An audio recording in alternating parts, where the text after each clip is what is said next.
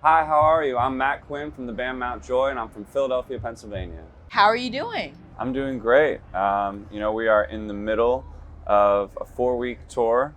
And to be honest, I think the mindset is just like, you're not close enough to the end to start being like, we're almost there.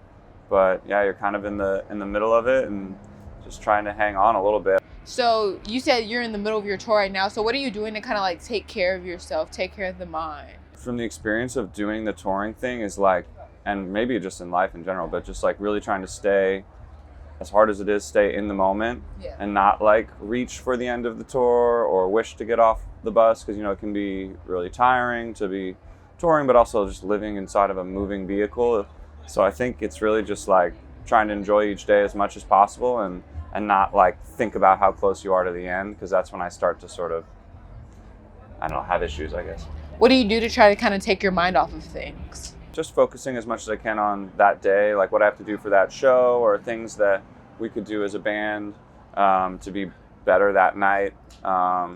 And playing guitar, doing the things that I kind of love to do and why I got here in the first place. So you would say music is kind of like your outlet? Oh, for sure. I was really anxious and depressed as a teenager, and guitar and writing songs and singing in my bedroom was like where I would escape to. And still to this day, I feel like I'm so fortunate to have that outlet to, be present and just play my guitar, and kind of can disappear into that pretty easily.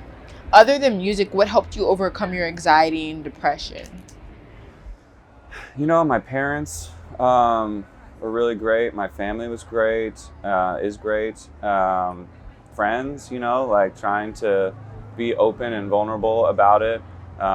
Doing stuff like this, I think, is really cool. Or just trying to preach to be vulnerable and open about it, because I think the more you close, it's sort of like, I feel like for me, those things make you want to retreat in and be by yourself. But the sort of, antidote to it, I think, is to try to be as open and vulnerable about it as possible. So I think the people around me really is probably the other thing that helped me.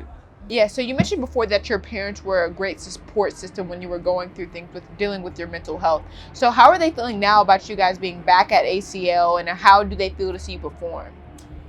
I think they're really proud. I that's one of the great joys. I'm from Philadelphia, and recently on this tour we went back and played to a big sold out crowd, and you can kind of see your parents out there, and that is sort of like my bucket list moment, was like all those ones where I achieved something and have them there, and they have supported me when it didn't make a lot of sense to do the music thing. And so to see them, and everything I've been through, to see them shedding a tear watching me play is one of the most special moments of my life, for sure. Spending all this time together, would you say that you and your band have become a family almost? Oh, 100%. I spend maybe more time with them than my family. So I think it's part of the development of this band, and part of our band getting better is I think we've gotten really close and really support each other. And I think when you're on stage and you're really nervous in front of tens of thousands of people,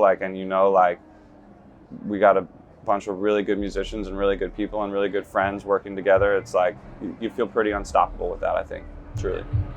Okay, well, we're going to let you go ahead and continue to be excited. We can't wait to see you and your family perform, and thank you so much for taking the time to speak with us today. Thank you so much. Thanks for having me.